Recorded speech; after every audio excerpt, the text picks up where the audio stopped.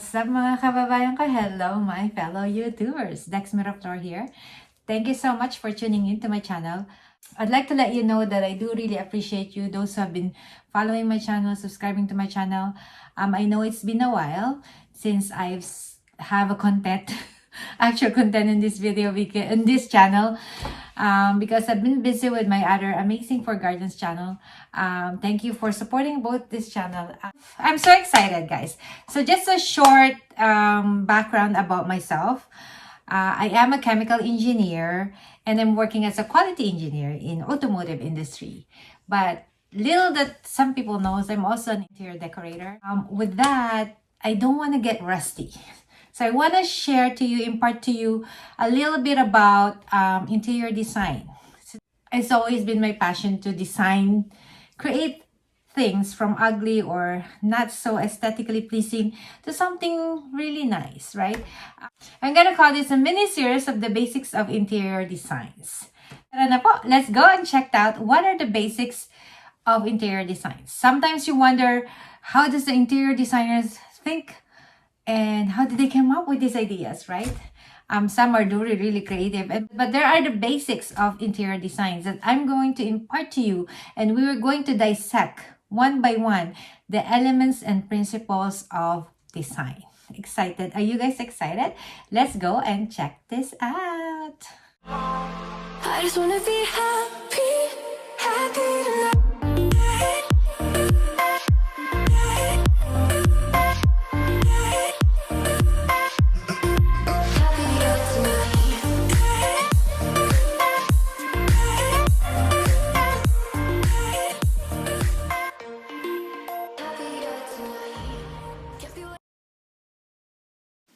All right, let's start.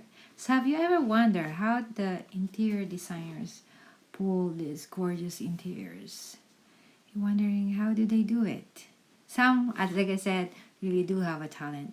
But there are the basics of interior design. They call it the elements and principles of design.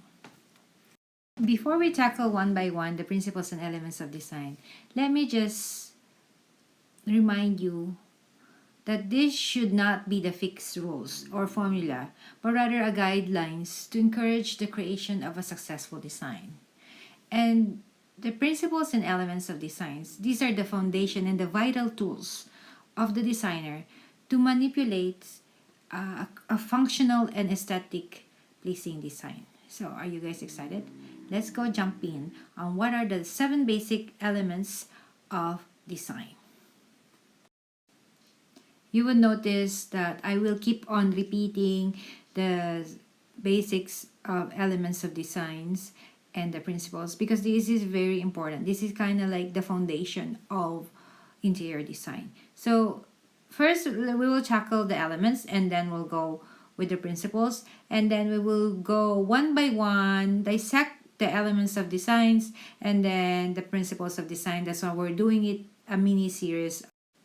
So what are the 7 basic elements of design? First is called space, then line, then it's form, shape, texture, light, and color. And what are the 8 basic principles of design?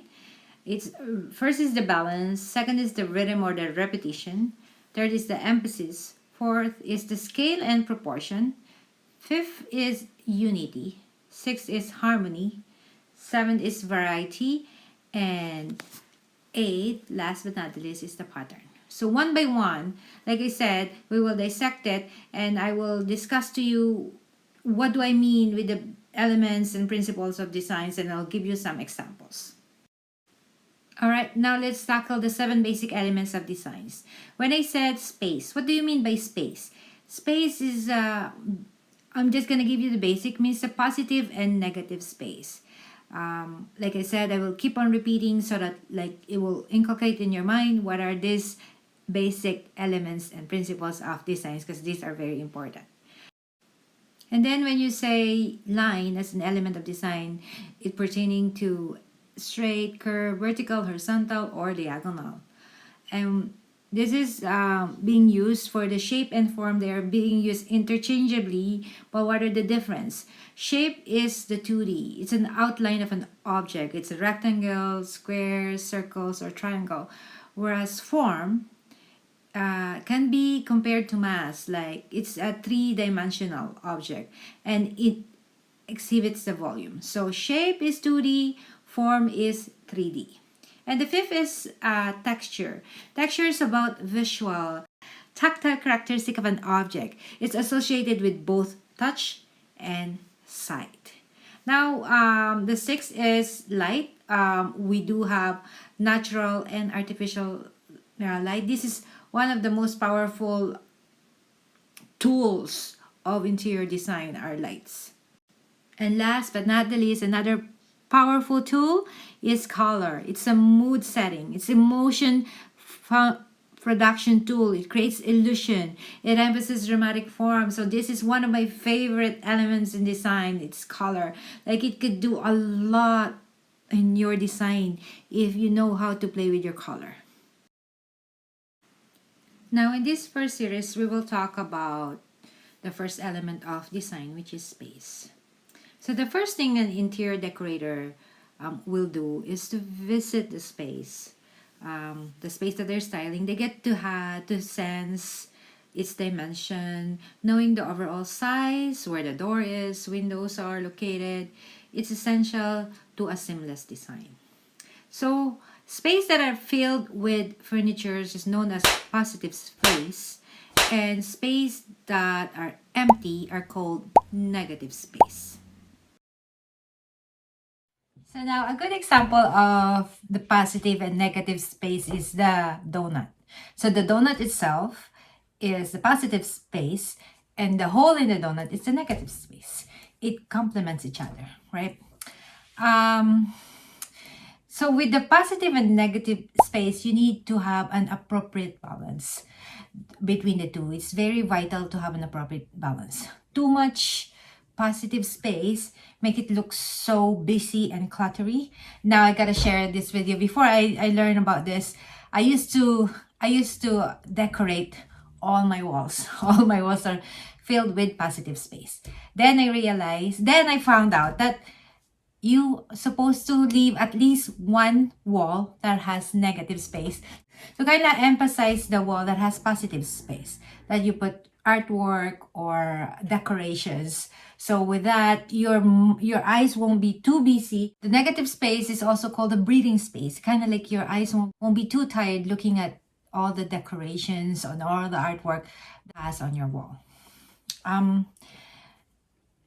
Remember that negative space is as equally as important as the positive space. One or more negative space will make your room feel more spacious. So we need to find appropriate balance between the positive and negative space. Too much positive space will make it look cluttery and too busy, while too much negative space will make your room look underfurnished, or impersonal. So negative space can also help direct your attention towards the positive space. Also helps you direct your attention to the pieces that you want to highlight.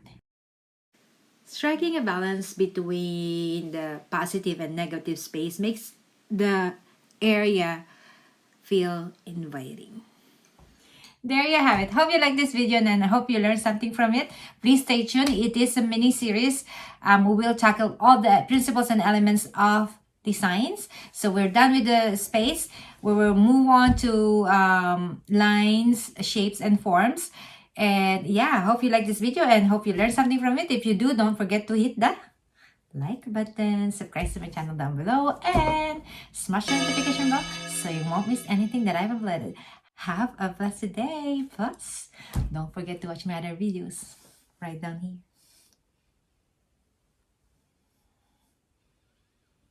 Bye.